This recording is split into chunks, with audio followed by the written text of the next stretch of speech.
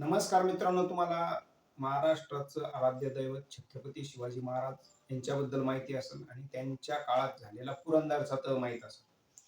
तर हा पुरंदरचा तह औरंगजेबाचा जो सरदार होता, राजपुतानामधला किंवा राजस्थानमधला मिर्झा राजा जयसिंग, ह्या सरदाराने प्रचंड सैन्यानिशी छत्रपती शिवाजी महाराजांवर हल्ला केला होता आणि त्या आक्रमणामध्ये जे औरंगजेबाचा सरदार होता का मिर्झा राजा जयसिंग, तर त्याने अं, ज्यावेळेस तो महाराष्ट्रात आला त्यावेळेस शिवाजी महाराजांना त्याच्या पुढं तह करावा लागला, माघार घ्यावी लागली.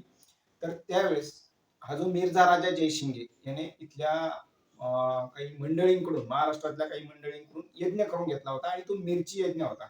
म्हणजे छत्रपती शिवाजी महाराजांचा पराभव व्हावा आणि औरंगजेबाची जी सत्ता आहे तिच्या आधिपत्याखाली छत्रपती शिवाजी महाराजांचं स्वराज्य यावं याच्यासाठी मिरची यज्ञ केलेला होता या मिर्झा राजा जयसिंगाने. तर तुम्ही म्हणशाल आता ह्या मिर्झा राजा जयसिंगचा औरंगजेबाचा काय संबंध आहे म्हणजे आजच्या संदर्भात. तर आजच्या संदर्भात चांगला संबंध आहे किंवा चांगला संदर्भ आहे. तर आपल्या राज्यात सुप्रिया सुळे नावाची एक व्यक्ती आहे, ती बारामतीतून खासदार झालेली.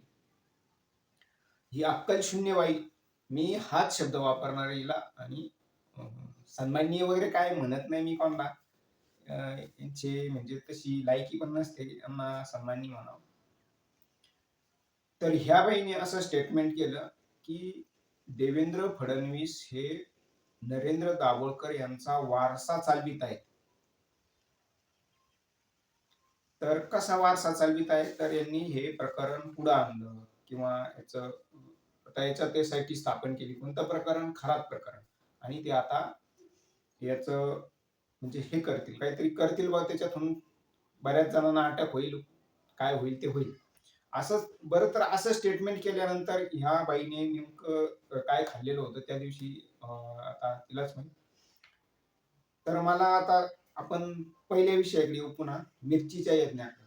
तर देवेंद्र फडणवीस यांनी 2019 मध्ये ज्यावेळेस त्यांची मुख्यमंत्री पदाचा कार्यकाळ किंवा टर्म संपलेली होती, त्यावेळेस त्यांनी वर्षा बंगल्यावर, महाराष्ट्राच्या मुख्यमंत्र्याचा जो बंगला आहे वर्षा बंगला तेव्हाचा, त्या बंगल्यावर देवेंद्र फडणवीस यांनी मिरची यज्ञ केलेला होता. आणि याचा संदर्भ आलेला आहे किंवा याचा पुरावा सूर्यवंशी नावाचे मोठे पत्रकार इंग्रजीतले, त्या पत्रकाराने चेकमेट नावाचं पुस्तक लिहिलेलं आहे. त्या पुस्तकात त्यांनी लिहिलेलं आहे की आपली सत्ता यावी म्हणून, देवेंद्र फडणवीस यांची खुर्ची राहावी म्हणून देवेंद्र फडणवीस यांनी वर्षा बंगल्यावर मिरची यज्ञ केलेला होता. म्हणजे तोच यज्ञ, जो यज्ञ मिर्झा राजा जयसिंगाने छत्रपती शिवाजी महाराजांना हरवण्यासाठी केलेला होता, तोच यज्ञ ह्या देवेंद्र फडणवीस यांनी मध्य प्रदेश मधून एक साधू आणला होता आणि त्या साधूच्या हाताने हा यज्ञ करून आणला होता. आणि ते सगळं करून आणण्यासाठी प्रसादलाल जो भाजपचा आमदार आहे सध्या, तो त्याच्यात सहभागी होता. विमानाने त्या पुजाऱ्याला किंवा काय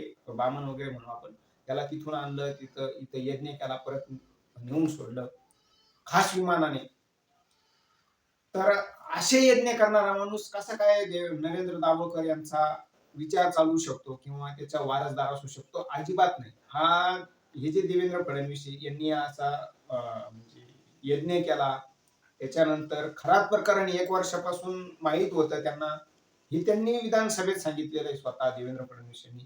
आणि असं असताना सुद्धा त्यांनी याच्यावर कुठलीही कारवाई केली नाही. आता जी कारवाई केलेली आहे ही राजकीय स्वार्थासाठी किंवा राजकीय आनंद, इतक्या दिवस खरा लैंगिक आनंद घेत होता तिकडं, आणि तिकडे देवेंद्र फडणवीस आता हे प्रकरण बाहेर काढून राजकीय आनंद घेते. कसा? तर याच्यातले जे त्यांना राष्ट्रवादी, अजित पवार किंवा एकनाथ शिंदेची जी शहासेना आहे किंवा शिंदे सेना आहे, तिच्याच लोकांना टार्गेट करण्याचं काम देवेंद्र फडणवीस करतात किंवा त्यांचीच माहिती बाहेर काढतात. परंतु त्यांच्या पक्षातले, भाजपच्या पक्षाचे लोक सुद्धा याच्यात सहभागी आहे खरात बरोबर. स्वतः देवेंद्र फडणवीस यांचा खरात बरोबर फोटो आहे, विखे पाटलांचा फोटो आहे, तो अतुल सावे त्याचा फोटो आहे, चंद्रकांत पाटलाचा फोटो आहे, स्वतः दस्तूर खुद्द अमित शहाचा फोटो सुद्धा खरात बरोबर आहे. म्हणजे खरात बरोबर सगळ्यांचीच उठबस होती. त्याच्याकडे जाऊन हे काय झकमाऱ्या, काय त्याचं मूत वगैरे काय पित असतील, काय करीत असतील, ओष्णोजल वगैरे काय, हे सगळं करीत होते. तर देवेंद्र फडणवीस हा ही व्यक्ती नरेंद्र दाभोळकर यांची वारसदार असूच शकत नाही, जी स्वतः सत्ता टिकून राहावी. आणि तो मिरची यज्ञ केल्यानंतर खरं तर त्यांची सत्ता राहिली, म्हणजे ते मुख्यमंत्री झाले नव्हते. त्याच्यानंतर उद्धव ठाकरे मुख्यमंत्री झाले होते. म्हणजे त्यांच्या मिरचीचा तो यज्ञ फेल गेलेला होता.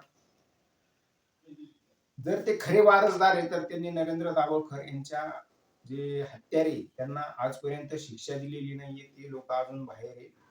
देवेंद्र फडणवीस यांनी ह्या खरातला 2018 मध्ये ह्या भोंदू बाबाला 1,05,00,000 रुपये किंवा 1,50,00,000 कोणी कोणी सांगतं, या खराच्या जी संस्था आहे, ज्या संस्थेवर रुपाली चाकणकर सदस्य होती, त्या संस्थेला म्हणजे शिवनिका संस्थेला कोट्यावधी रुपयांची तुमच्या आमच्या पैशातून देवेंद्र फडणवीस यांनी उधळण केलेली होती या बाबाच्या संस्थेवर.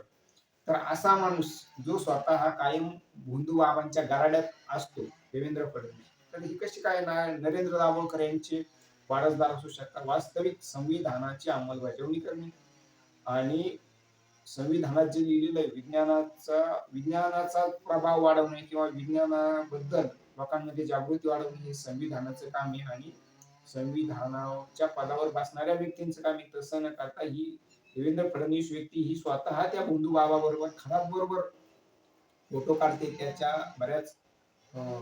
त्यांच्या बऱ्याच नेत्यांचा ह्या खरात बरोबर फोटो आहे किंवा त्याच्याबरोबर सहभागी, त्याच्याकडे हे लोक हात दाखवायला जात होते. तर असं असताना आणि या खरातला यांनी पैशाची उधळण केलेली आहे त्याच्यावर. तर असा व्यक्ती कधीच नरेंद्र दाभोळकर यांचा वारसदार असू शकत नाही. तर आता या ज्या सुप्रिया सुळे खासदार यांनी जे स्टेटमेंट केले ते एकदम चुकीचं आहे. आणि कुठलाही विचार न करता किंवा विचार केला असेल त्यांनी चाटुकारीचा काही फायदा मिळवण्यासाठी त्यांचा हा स्टेटमेंट असणार आहे. तर म्हणजे सुप्रिया सुळे या त्या दिवशी भानावर नव्हत्या का नेमकं काय हेच कळत नाही. त्यांना हे कळत नाही की आपण कोणाबद्दल बोलतोय. जो माणूस मिरची यज्ञ करतो असा माणूस कस काय नरेंद्र दाभोळकरांचा वारसदार असू शकतो? आणि भंपकपणा, अगदी अक्कलशून्यपणा या सुप्रिया सुळे यांनी दाखवलेला आहे.